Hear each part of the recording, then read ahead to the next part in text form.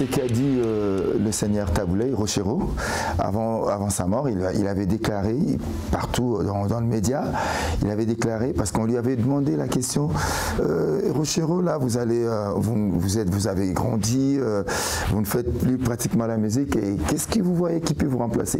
Et quand Rochero a cité mon nom, ça, moi j'étais vraiment, il a dit, je voyais beaucoup d'artistes au pays, mais je trouvais qu'Iterma a mis la barre un peu plus haute, et je pense qu'il peut me remplacer.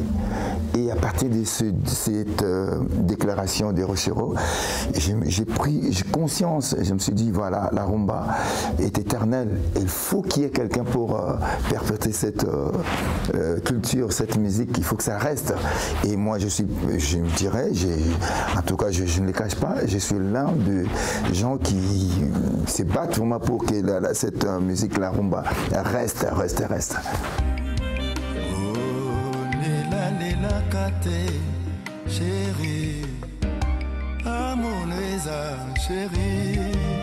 Pour parler de moi, je dirais que je fais de la rumba pure, la rumba qui faisait Franco, la rumba qui faisait Rochero, la rumba de Lutumba Simaro, la rumba de tous ces grands noms-là qui ont commencé la rumba, qui ont fait l'honneur de cette musique congolaise qui est la rumba. Moi, je ne suis qu'un descendant de tous ces grands noms-là, Rochero, Franco, Lutumba, Bombenga, Vicky Longomba, voilà, en bref quoi, je ne suis qu'un descendant de ces grands noms-là.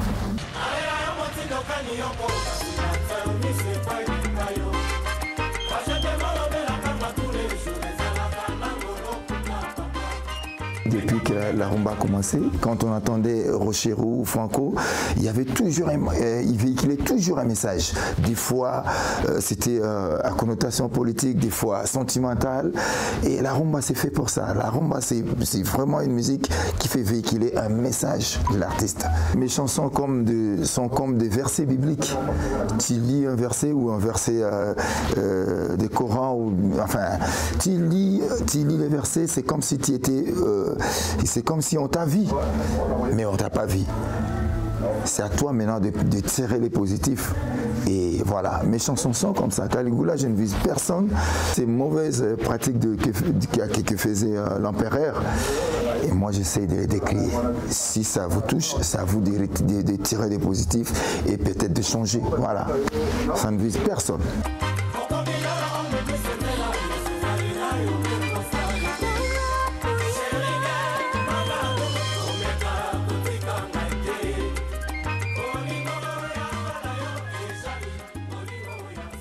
Les gens pensent que la musique congolaise a un peu freiné. Non. Moi, je pense que la musique, c'est problème d'artistes. On n'arrive plus à faire comme faisaient les Rochero. Regardez ce que faisaient les Rochero et l'Afrique leur appartenait, je dirais. C'est-à-dire, tu prends, on est pressé, on veut copier, on veut faire comme fait les autres Africains, comme fait par exemple, je dirais, comme fait par exemple le Camerounais. Non, il faut faire ce qui te vient. Moi, si on est de la rumba, si on est congolais, on est identifié par la rumba. Et il faut vraiment essayer de donner à cette musique sa valeur comme le faisait Rochero, Franco. Je ne sais pas si tu as remarqué, à chaque fois je cite ces noms-là, c'est parce que ça a un trait, ça a un lien avec la musique congolaise, avec la rumba. Et ces grandes personnes-là ont fait la fierté de cette musique. Et si tu regardes comment il faisait, comment il composait, comment il faisait parvenir cette musique un peu partout, parce qu'ils travaillaient, ils avaient vraiment l'âme dans ce qu'ils faisaient. Ils avaient l'amour du travail. Et aujourd'hui, en tout cas, il faut se le dire, beaucoup d'artistes qui nous sommes, on essaie de faire de la musique comme si on était des artisans. On essaie de faire pour vendre, on le fait très vite, quoi. Il faut prendre son temps, moi je pense. On peut prendre ailleurs et mélanger avec la rumba pour pouvoir faire peut-être une musique, une musique qui peut arriver à d'autres horizons. Ça c'est vrai. Je peux aussi faire d'autres musiques. Par exemple, la salsa, je peux la faire. Je peux faire d'autres musiques. Mais mon identité à moi reste la rumba. Ça restera, c'est comme Bob Marley. Il peut faire d'autres musiques, mais son identité à lui, c'était le reggae. Tout comme moi.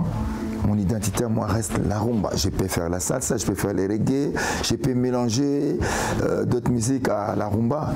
Oui, ça c'est justement pour seulement arriver à d'autres horizons. Mais en tout cas, un artiste, moi je pense qu'un artiste doit avoir une identité, il doit avoir son identité à lui, quoi. Il doit être, si on parle du Papa Wemba, moi je pense que on doit penser directement à la rumba. Si on parle de Bob Marley, on pense directement au reggae. Quand on parle de James Brown, on pense au soul. Mais pourquoi pas, quand on parle de la rumba, on pense par exemple à Papa Wemba ou à Karmapa. Ça doit rester l'identité d'un artiste, la musique qu'elle fait.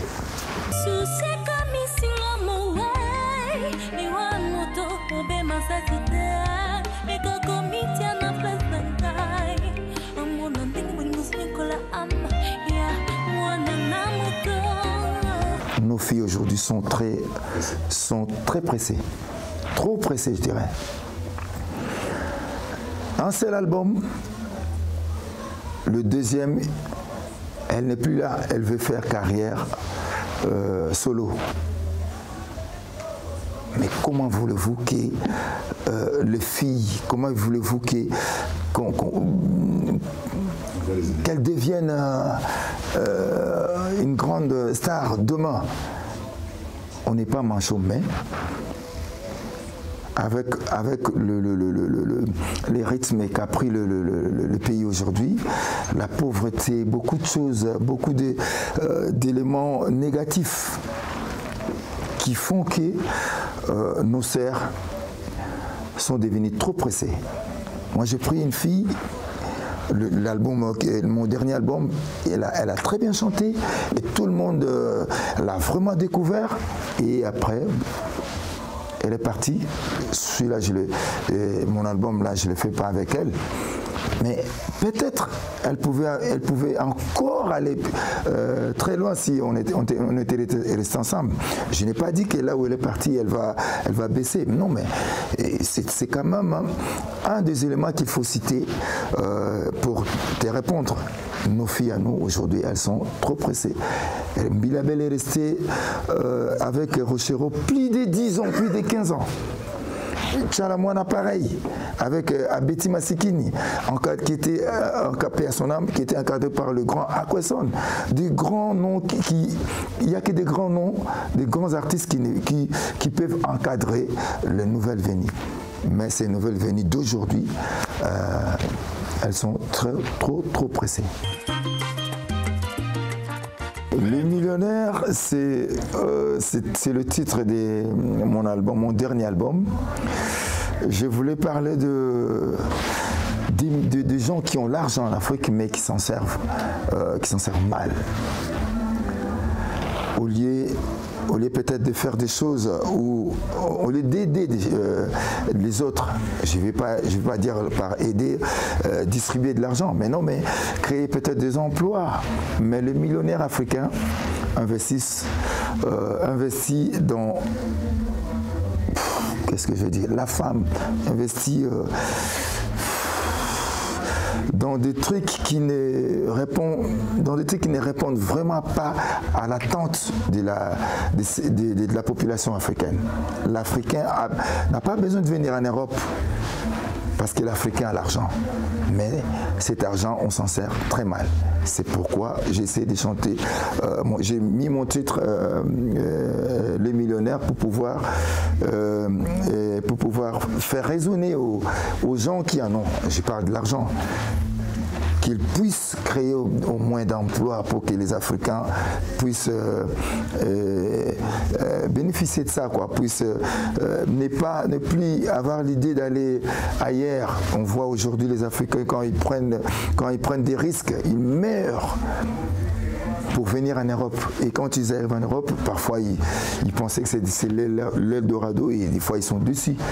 Donc j'essaye de dire aux gens qui ont l'argent, aux gens qui ont peut-être qui peuvent créer des emplois en Afrique, de le faire pour que l'Africain puisse rester chez soi et vivre dans son milieu naturel.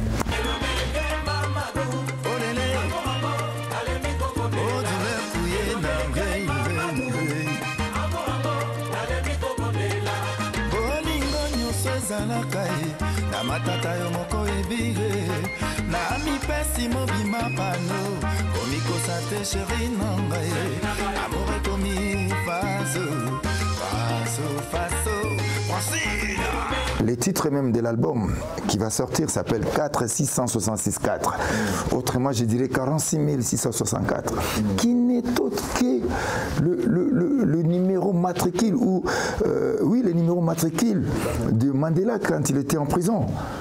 Son numéro matricule, c'était les 46664, autrement dit 46 664. C'était ça son numéro. Et moi, si j'ai mis ces chiffres-là comme, ce numéro-là comme titre d'album, c'est tout simplement moi, à ma façon, où moi j'ai compris que pour moi, c'était l'amour d'une personne, l'amour du prochain, je dirais même. Mandela, quand il était en prison, on lui a proposé beaucoup de choses. C'était, je dirais, la corruption, pour qu'il cesse sa lutte, son combat. Mais Mandela a refusé. C'est ça l'amour du prochain. Pour moi, c'est ça l'amour du prochain. Il voulait libérer son peuple. J'irais même plus loin. L'Afrique. C'est même ce genre de politiciens que l'Afrique a besoin. Mandela est mort, si je ne m'abuse pas, avec seulement 3 ou 4 millions.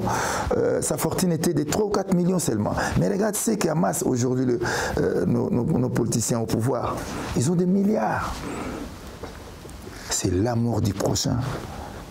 Mandela est mort rien qu'avec 3 ou 4 millions de dollars. Mais c'était un grand nom. Alors, c'est à partir de ces titres-là que je voulais exprimer à travers mon album que la grandeur d'un homme, ce n'est pas, on ne la mesure pas par la fortune qu'il a. Moi, je pense que la grandeur, ça se trouve là.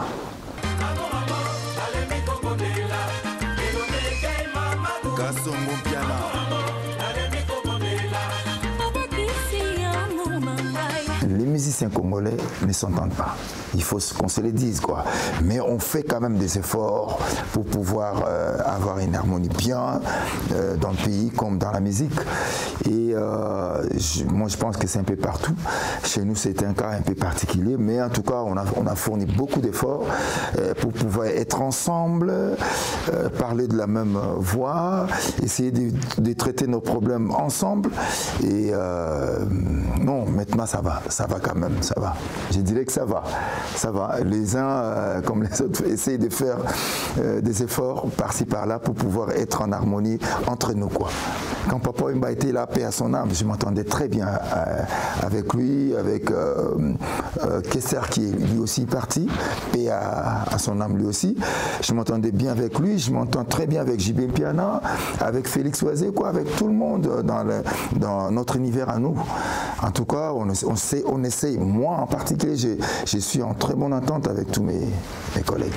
Je maintiens que la rumba est éternelle, comme tu l'as dit toi-même. C'est problème d'artiste. La rumba a un problème, la musique congolaise a un problème, c'est le problème d'artistes. De bons comme on avait autrefois. Je ne cesse de citer les Rochero, les Franco, les Sam Mangwana, les Vicky Longomba. Il y en a. Mais aujourd'hui, la nouvelle génération qui arrive n'essaye pas, ne comprennent pas. Nous qui arrivons, nous n'avons pas compris, comment la musique qui faisait nos vieux avait atteint ces niveaux-là, que moi j'ai qualifié de respectable, quoi. C'est un problème d'artiste. C'est à nous de beaucoup travailler. Nos vieux, ils mettaient tout leur âme dans leur travail.